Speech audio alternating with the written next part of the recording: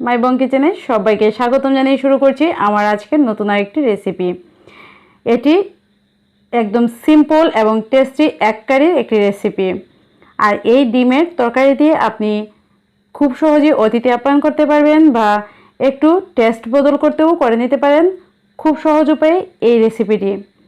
আর বন্ধুরা, এই রেসিপিটি তৈরি করতে খুব বেশি উপকরণের প্রয়োজন নেই। তাহলে চলুন, আর তার আগে বন্ধুরা, যারা আমার চ্যানেলটিকে এখনও সাবস্ক্রাইব করেননি, প্লিজ আমার চ্যানেলটিকে সাবস্ক্রাইব করে পাশে থাকুন আর পাশে থাকা বেল আইকনটিকে অল করে দিবেন, তাহলে পরবর্তী সব নোটিফিকেশন চলে যাবে আপনার কাছে। আমি এখানে এক কারির জন্য 4টি ডিম আগে থেকে সিদ্ধ করে নিয়েছি। এখন খোসাটা ছাড়িয়ে আমি এটাকে একটি ছুরির সাহায্যে ঠিক এইভাবে করে আমি একটু ডিপ করে কেটে নিচ্ছি। দেখুন, এতে করে এর মধ্যে মশলাটা খুব সুন্দরভাবে ঢুকে যাবে আর কুসুমটা বেরিয়ে আসার কোনো রিস্ক থাকবে না।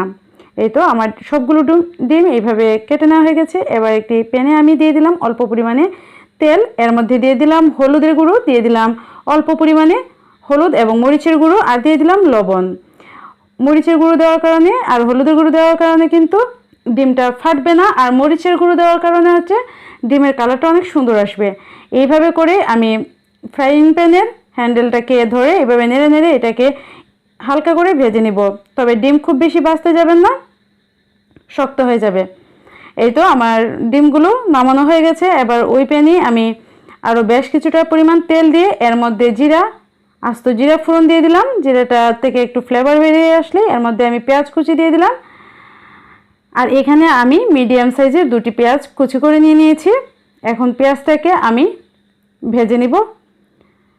হালকা ব্রাউন হয়ে আসলে, ঠিক এরকম কালার আসলে আমি এর মধ্যে দিয়ে দিব আদা আর রসুন। এখানে আদা রসুনটাকে আমি থেতু করে নিয়েছি। আপনারা যদি চান তাহলে এটাকে পেস্ট করেও দিতে পারেন। এবার এই সব কিছুকে আমি একদম ব্রাউন করে ভেজে নিব। দেখুন, ঠিক এরকম করে ভেজে নেব। এই পর্যায়ে আমি দিয়ে দিব স্বাদ মতো লবণ। আর এটাকে ব্রাউন হতে হতে আমি এখানে দেখিয়ে দিচ্ছি কী কী মশলা নিচ্ছি। এর মধ্যে নিচ্ছি মরিচের গুঁড়ো, নিচ্ছি হলুদের গুঁড়ো, নিচ্ছি জিরে গুঁড়ো, নিচ্ছি ধনিয়া গুঁড়ো আর রেড চিলি পাউডার, আর নিচ্ছি হচ্ছে গরম মশলা গুঁড়ো। আমি এখানে কাশ্মীরি রেড চিলি পাউডারটা ব্যবহার করেছি, এতে করে কালারটা সুন্দর আসবে। আর এটাতে ঝাল নেই, এই জন্য এটা পরিমাণটা আমি একটু বেশি পরিমাণে দিয়ে দিলাম।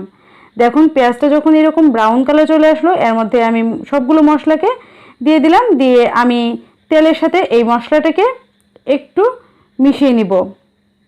কয়েক সেকেন্ডের মতো এটাকে মিশিয়ে নিলেই হয়ে যাবে।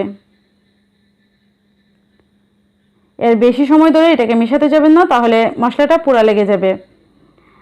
আর এটা একটু খুব বেশি আপনারা এখানে যদি কাঁচামরিচ দিতে চান তাহলে দিতে পারেন। আর আমি এখানে হালকা পরিমাণ শুকনো মরিচের গুঁড়ো দিলাম, এতে করে অল্প একটু ঝাল আসবে। এখানে আমি দিয়ে দিচ্ছি টক দই, আর টক দইকে দেওয়ার সাথে সাথে এটাকে নেড়ে চেড়ে মিশিয়ে নিতে হবে, না হলে টক দইটা একদম ছেড়ে ছেড়ে দিতে পারে। এই তো দেখুন, আমার টক দইটাও মশলার সাথে খুব ভালোভাবে মিশানো হয়ে গিয়েছে। এবার এটাকে আমি কষিয়ে নিব।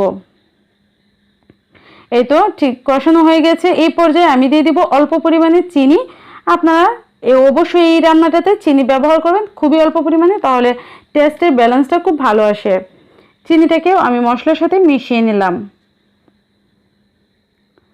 দেখুন কত সুন্দর কালার এসেছে। এটা রেড চিলি পাউডার দেওয়ার কারণে কিন্তু এরকম সুন্দর একটা কালার চলে এসেছে। এই পর্যায়ে আমি দিয়ে দিলাম 1 কাপ পরিমাণে জল। এর বেশি জল এখানে আমি ব্যবহার করব না।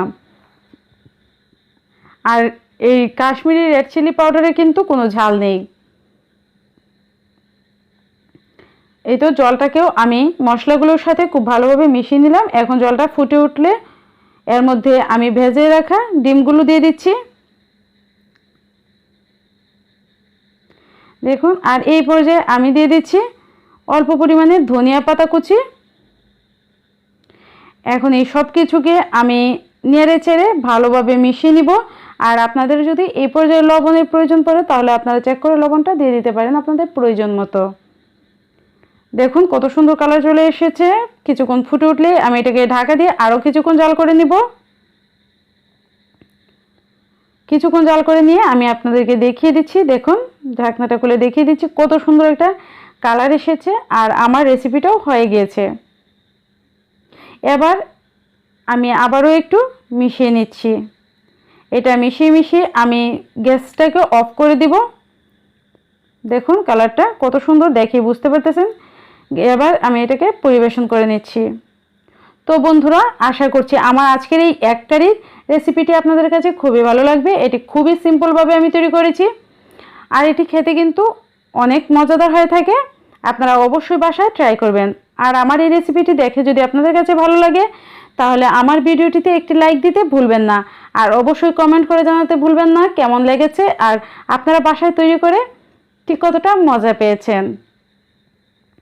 আর ফ্যামিলি এবং ফ্রেন্ডদের সাথে শেয়ার করতে ভুলবেন না। সবাই খুব ভালো থাকবেন, সুস্থ থাকবেন। এরকম নতুন নতুন আরও রেসিপি পেতে আমার চ্যানেলটিকে সাবস্ক্রাইব করে পাশে থাকা বেল আইকনটিকে অল করে দিন।